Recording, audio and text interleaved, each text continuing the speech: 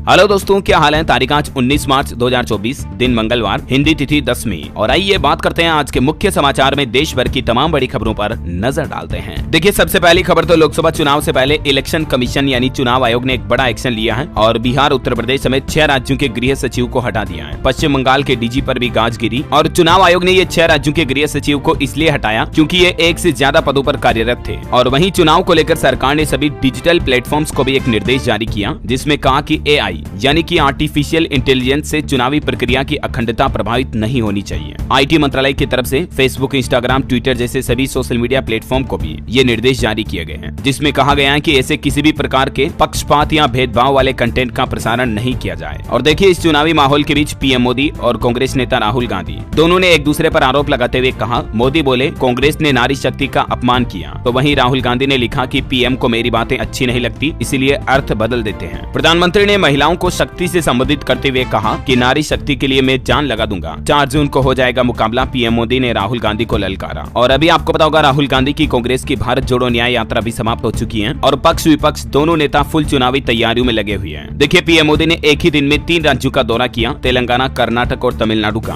और यहाँ जनसभा को संबोधित करते हुए तेलंगाना में मोदी बोले कि इंडी गठबंधन की लड़ाई शक्ति के खिलाफ है। कर्नाटक में महिला वोटर्स को शक्ति का स्वरूप बताया PM ने और कोयम्बटूर में 4 किलोमीटर लंबा रोड शो भी निकाला। ये तस्वीरें आप देख सकते हैं। अभी PM ने पिछले 4 दिनों में दक्षिण भारत के कई राज्यों का दौरा किया। ये भारत के नक्शे में इसकी डिटेल भी आप देख सकते हैं। चलिए दोस्तों, अगली बड़ी महत्वपूर्ण खबर देखिए। सरकार ने आधार कार्ड को लेकर लोगों को आगाह किया, चेतावनी दी और कहा कि हर 12 डिजिट का नंबर आधार नंबर नहीं होता है और इसीलिए किसी को भी किराएदार या अपने यहाँ नौकरी पर रखने से पहले उसका आधार कार्ड वेरीफाई जरूर करें, क्योंकि कई बार किराएदार फर्जी आधार नंबर दे देते हैं। और इसीलिए सरकार ने आम लोगों के लिए ये सूचना जारी की कि हर 12 डिजिट वाला नंबर आधार नहीं होता है। आप किसी भी आधार कार्ड का वेरिफिकेशन ऑनलाइन भी चेक कर सकते हैं। इसकी सिंपल प्रोसेस है। सबसे पहले आप उदय के पोर्टल पर जाएं और माय आधार सेगमेंट में आधार सर्विसेज सेक्शन में वेरीफाई आधार नंबर पर क्लिक करें और इस तरह से इन सिंपल स्टेप्स को फॉलो करके आप आधार कार्ड का ऑनलाइन वेरिफिकेशन कर सकते हैं। और ये काम आप अपने M आधार मोबाइल ऐप के जरिए भी कर सकते हैं, जिसके भी स्टेप्स आप देख सकते हैं। चलिए अगली बड़ी खबर देखिए। सुप्रीम कोर्ट ने SBI को आदेश जारी करते हुए कहा कि 21 मार्च तक इलेक्ट्रोल बॉन्ड की सारी जानकारी दें, यहाँ तक कि इलेक्ट्रोल बॉन्ड के नंबर भी बताएं। और SBI चेयरमैन ये भी हलफनामा दें कि कोई भी जानकारी छिपाई नहीं गई है। भले ही आपको पता होगा दोस्तों, सुप्रीम कोर्ट के ऑर्डर के बाद भारतीय स्टेट बैंक SBI ने चुनावी बॉन्ड का काफी डेटा जारी किया, लेकिन फिर भी पूरी बातें नहीं बताई गई, राइट। तो अब सुप्रीम कोर्ट के CJI DY चंद्रचूड़ ने SBI को सख्त हिदायत दी है और कहा कि इलेक्ट्रोल बॉन्ड का ऑल डेटा कंप्लीटली पब्लिक में जारी करें। इधर कांग्रेस भी बोले कि इलेक्ट्रोल बॉन्ड PM की हफ्ता वसूली योजना है। 21 फर्मों ने ED CBI की रेड पड़ने के बाद बीजेपी को करोड़ों रुपए का चंदा दिया। चलिए अगली बड़ी खबर देखिए। दिल्ली NCR में 10 ठिकानों पर ED ने छापेमारी की, 2 जगहों पर 65 लाख रुपए बरामद भी किए। कैंसर की नकली दवाओं के निर्माण और बिक्री से जुड़े मामले में ये ED ने छापामारी कार्रवाई की। और वहीं एक रिपोर्ट सामने आ रही है। देखिए दोस्तों, भारत के इंश्योरेंस सेक्टर पर विदेशी निवेशक भी काफी भरोसा कर रहे हैं। आंकड़ा देखिए जरा, पिछले 9 साल में 53,900 करोड़ रुपए का निवेश FDI के जरिए आया, यानी कि फॉरेन डायरेक्ट इन्वेस्टमेंट के जरिए भारत के इंश्योरेंस सेक्टर में आया है। और इस दौरान बीमा कंपनियों की संख्या में भी उल्लेखनीय इजाफा यानी बढ़ोतरी देखी गई भारत में। वैसे भारत के ग्रोथ रेट पर भी एक खबर आ रही है कि भारत मजबूत ग्रोथ करेगा, लेकिन चीन जैसा तेज नहीं हो पाएगा। मॉर्गन स्टैनली के चीफ इकोनॉमिस्ट बोले कि अगले कुछ साल 6.5 से 7% की दर से बढ़ेगी भारत की GDP। और वहीं देखिए, चुनाव आयोग के एक्शन के बाद विवेक सहाय बने पश्चिम बंगाल के नए DGP, क्योंकि पूर्व DGP को हटा दिया। मैंने आपको शुरुआत में खबर बताई थी ना। चलिए अगला अपडेट देखिए। देश की राष्ट्रपति द्रौपदी मुर्मू ने सिविल सेवा के अधिकारियों को संबोधित किया और कहा कि IAS कुशल प्रबंधन के लिए करें नई तकनीकों का प्रयोग। और खबर है कि 9 महीने बाद तिहाड़ जेल लौटे सत्येंद्र जैन। आम आदमी पार्टी नेता को देखकर पहचान पाना भी मुश्किल हो रहा, क्योंकि इनका लुक काफी बदल गया पहले के मुकाबले। इन्हें 10 महीनों की बेल मिली हुई थी। सुप्रीम कोर्ट ने अब इनकी जमानत अर्जी खारिज करके तुरंत सरेंडर करने का आदेश दिया था। तो आखिरकार 10 महीनों बाद सत्येंद्र जैन फिर से तिहाड़ जेल पहुंचे। इनके काफी वीडियोस वगैरह भी वायरल हुए थे, आपको पता होगा, जेल में पेड़ दबाते हुए, मसाज करवाते हुए। और तब आपने देखा होगा कि नेता आखिरकार जेल में भी कैसे रहते हैं। बहरहाल चलिए अगली बड़ी खबर देखिए। 50 से ज्यादा यूनिकॉर्न, 50,000 बिजनेसमैन, ये महाकुंभ देखकर हिल जाएंगे 20 से ज्यादा देश। दरअसल भारत में स्टार्टअप महाकुंभ की शुरुआत हो चुकी है और इसमें 2000 से ज्यादा उद्यमी शामिल हो रहे हैं। दिल्ली के प्रगति मैदान में 18 मार्च से ही 3 दिन तक ये स्टार्टअप महाकुंभ शुरू हो चुका है और इसमें इस बार सरकार भी बड़ी भूमिका निभा रही है। लगभग 50 यूनिकॉर्न और 50,000 बिजनेसमैन इसमें आएंगे और भी डिटेल आप देख सकते हैं। और वहीं देखिए दोस्तों, दुर्घटना से जुड़ी एक बड़ी दुख भरी खबर। पश्चिम बंगाल के कोलकाता में 5 मंजिला एक बिल्डिंग गिर गई, जिसमें 8 लोगों की मौत हो गई। अभी भी कई लोगों के मलबे में फंसे होने की आशंका है। आरोप लगाए जा रहे हैं कि इस बिल्डिंग का निर्माण बगैर परमिशन हो रहा था। ये अंडर कंस्ट्रक्शन बिल्डिंग थी, मतलब निर्माण कार्य चल रहा था इसका। लेकिन कल रविवार देर रात ये गिर गई, ढह गई। ये ठेके में जो काम करवाते हैं ना, तो ठेकेदार क्या करते हैं कि घटिया क्वालिटी की सामग्री यूज करते हैं कंस्ट्रक्शन में, मतलब निर्माण कार्य बिल्कुल घटिया तरीके से करवाते हैं और यही वजह है कि इस तरह के बड़े हादसे होते हैं। इस हादसे के बाद पश्चिम बंगाल की मुख्यमंत्री ममता बनर्जी ने दुख जताया और पीड़ितों के लिए मुआवजे का ऐलान भी किया। चलिए अगली खबर देखिए। मोदी के खिलाफ आचार संहिता उल्लंघन की शिकायत दर्ज हुई। टीएमसी सांसद ने इलेक्शन कमीशन को लिखा कि आंध्र प्रदेश में प्रचार के लिए वायुसेना का हेलीकॉप्टर इस्तेमाल किया गया, जो कि आचार संहिता का उल्लंघन है। आचार संहिता लगने के बाद पीएम मोदी के खिलाफ एक और याचिका लगाई गई, जिसमें कहा गया कि हटवाई जाए पीएम मोदी की तस्वीरें। एक्टिविस्ट ने चुनाव आयोग को लीगल नोटिस भेजा, जिसमें लिखा कि सभी सरकारी और अर्ध सरकारी कार्यालयों से प्रधानमंत्री नरेंद्र मोदी की तस्वीरें हटवा दी जाए। चलिए अगली बड़ी खबर देखिए। बिहार में एनडीए में हुआ सीटों का बंटवारा। भाजपा 17 और जेडीयू 16 सीटों पर चुनाव लड़ेगी। वहीं लोजपा को 5 तो हम और लोक मोर्चा को 1-1 सीट मिली। बिहार में गठबंधन को लेकर ये सीटों का बंटवारा हुआ। और वहीं देखिए, बिहार के वर्तमान मुख्यमंत्री नीतीश कुमार सरकार ने भी कुछ बड़े फैसले लिए। अब अवर योजना पदाधिकारी को मिलेगा ज्यादा वेतन, भत्ता वगैरह। इसको लेकर अधिसूचना भी जारी हो चुकी है। योजना सहायक का भी वेतनमान स्तर 7 का मिलेगा। और भी डिटेल आप देख सकते हैं इस बारे में। और इसके अलावा बिहार में टीचर प्रमोशन को लेकर भी नीतीश सरकार ने एक बड़ा फैसला लिया। अब इतने साल की सेवा पर शिक्षकों को मिलेगी प्रोन्नति,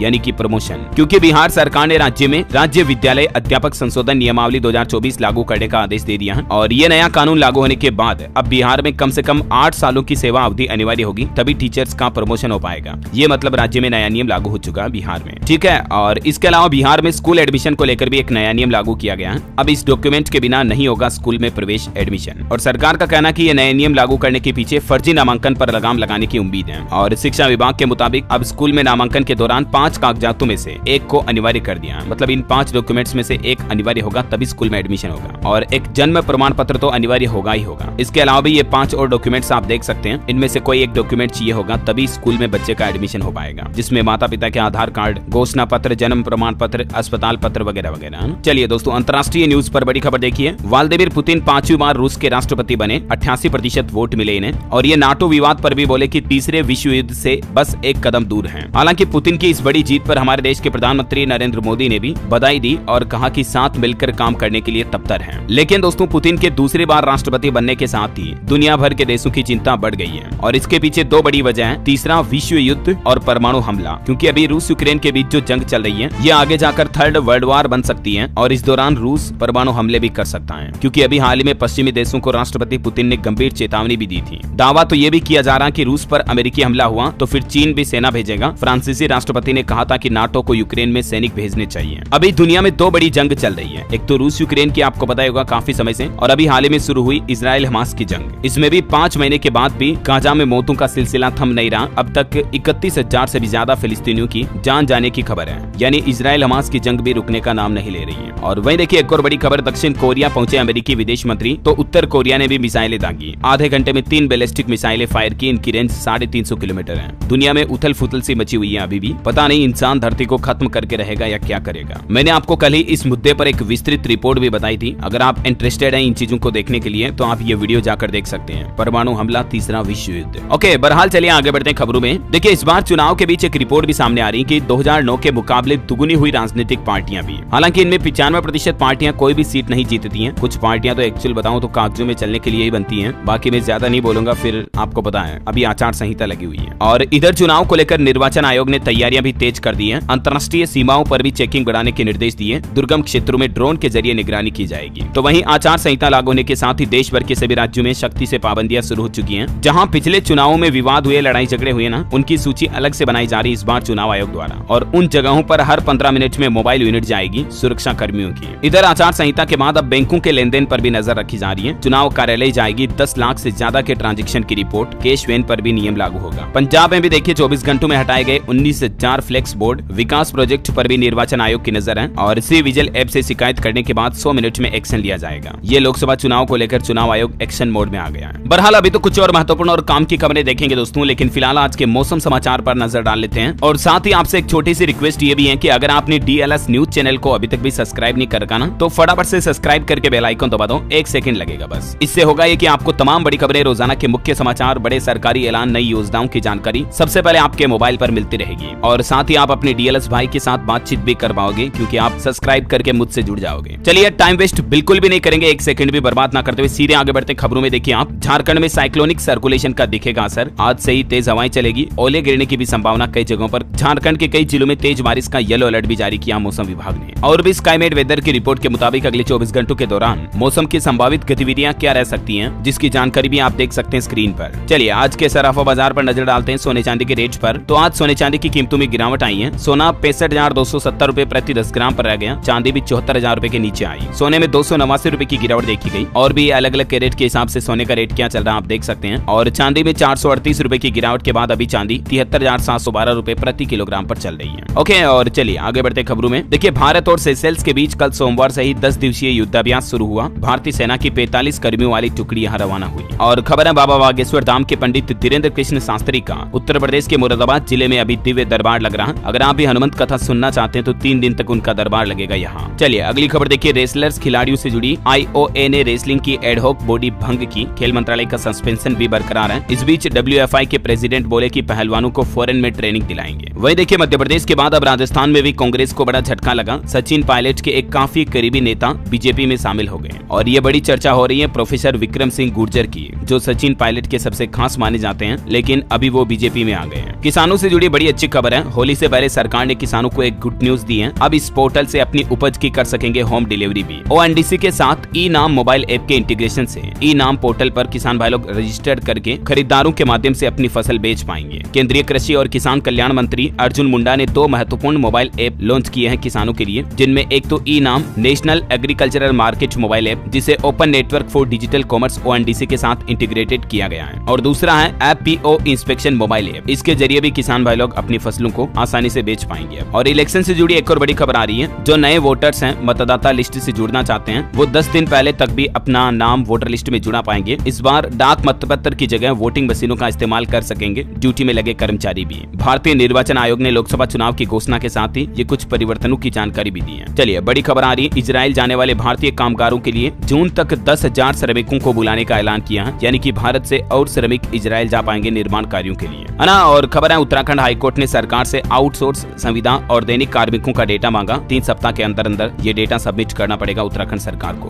बड़ी खबर देखिए। इतिहास बनकर रह जाएंगे पेडल रिक्शे। आजादी के पहले से इन रिक्शों का संचालन हो रहा है, लेकिन नए नियम लागू होने के बाद ये रिक्शे अब सड़कों पर नहीं चल पाएंगे। दरअसल उत्तराखंड के नैनीताल में ही ये साइकिल वाले पेडल रिक्शे अब बंद होने जा रहे हैं। वर्तमान जरूरतों के मद्देनजर ई रिक्शा संचालन की मांग की जा रही है और जल्द ये नई व्यवस्था लागू की जाएगी। चलिए उत्तर प्रदेश से देखिए दोस्तों एक बड़ी ही शर्मनाक खबर। उत्तर प्रदेश में मुख्यमंत्री सामूहिक विवाह योजना का फायदा लेने के लिए भाई बहन की ही शादी करवा दी। मतलब 2 सगे भाई बहन हैं, उनको ही एक दूसरे के साथ फेरे लगवा दिए और भाई के द्वारा बहन की मांग भी भरवा दी। वो सिर्फ इसलिए कि उत्तर प्रदेश में आपको पता होगा मुख्यमंत्री सामूहिक विवाह योजना में 35,000 रुपए की सहायता राशि मिलती है और कुछ अनुदान वगैरह और मिलते हैं। तो उनका फायदा लेने के लिए देखिए परिवार वालों ने कितना घटिया काम किया। उत्तर प्रदेश के महाराजगंज जिले में इस योजना के नाम पर फर्जीवाड़े का ये मामला सामने आया है। चलिए अगली खबर देखिए। राजधानी दिल्ली में नए आवासीय परिसर के निर्माण कार्य को रोकने के आदेश जारी हुए। खराब क्वालिटी पर 4 अधिकारियों को नोटिस भी भेजा गया। द्वारका सेक्टर 19 स्थित नए आवासीय परिसर में ये निर्माण कार्य को रोकने का आदेश जारी हुआ है। और खबर है पश्चिम बंगाल में चुनाव के मद्देनजर राज्यपाल ने लॉन्च किया लोकसभा पोर्टल। इस पोर्टल के जरिए मतदान से जुड़ी सारी टेंशन आप दूर कर सकते हैं, क्योंकि सारे सवालों का जवाब, समस्याओं का समाधान आपको इस पोर्टल पर मिल जाएगा। और खबर आ रही कि सफल समुद्री अभियान के अमेरिकी रक्षा मंत्री ने भारतीय नौसेना की तारीफ की। रक्षा मंत्री राजनाथ सिंह से फोन पर भी बातचीत की। हाल ही में आपको पता होगा भारतीय नौसेना ने अरब सागर में अभियान चलाकर 17 बंधकों को छुड़ाया था। तो उसी उपलब्धि पर अमेरिकी रक्षा मंत्री ने भारतीय नौसेना की तारीफ की और रक्षा मंत्री राजनाथ सिंह से फोन पर बातचीत भी हुई। चलिए खबर आ रही है बहुत जल्द लॉन्च होगा भारत का सबसे सस्ता इलेक्ट्रिक स्कूटर। इसकी कीमत मात्र 36,900 रुपए होगी और कंपनी 1,000 करोड़ का निवेश भी करने जा रही है। नेक्स्ट जेन कंपनी का यह कहना है कि आगामी 15 अप्रैल को ये भारत का चीपेस्ट इलेक्ट्रिक स्कूटर लॉन्च करेगी ये कंपनी। और ये कंपनी का प्लान है जम्मू कश्मीर में इलेक्ट्रिक व्हीकल के मैन्युफैक्चरिंग प्लांट को स्थापित करना। इसके लिए 1,000 करोड़ का निवेश भी किया जाएगा। आपको जीवन में सावधान करने वाली एक और खबर बताता हूँ। देखिए आपकी बेटी को किडनैप कर लिया, तुरंत 3 लाख रुपए ट्रांसफर करो। वॉइस क्लोनिंग का एक और ये फ्रॉड का मामला सामने आया। एक व्यापारी को उसके घर पर अनजान नंबर से कॉल आती है कि आपकी बेटी किडनैप हो गई है। यहाँ तक कि फोन पर उनकी बेटी की रोती हुई आवाज भी सुनते हैं परिवार वाले, क्योंकि वो सामने वाले फ्रॉडस्टर्स जो हैं वो सुनाते हैं आवाज। AI के जरिए उनकी बेटी की आवाज बदली हुई थी और परिवार वालों ने 50,000 रुपए ट्रांसफर भी कर दिए। फिर पता चला बेटी को फोन किया तो वो तो हॉस्टल में पढ़ाई कर रही है, किडनैप हुई नहीं है। तो इस तरह से आजकल आवाज बदलकर काफी ज्यादा फ्रॉड किए जाते हैं। मैं आपको कई बार ऐसी खबरें बताता भी रहता हूँ, राइट। हाल ही में एक ऐसा मामला सामने आया था जिसमें तो एक व्यापारी से 12,70,000 रुपए की ठगी कर ली गई। फिर पता चला बेटा तो सुरक्षित है, ये एक वॉइस क्लोनिंग फ्रॉड था। तो इस तरह से AI वॉइस क्लोनिंग स्कैम से आप कैसे बच सकते हैं, इसके ये कुछ टिप भी मैं आपको शेयर कर रहा हूँ, जरूर ध्यान रखें आप, है ना।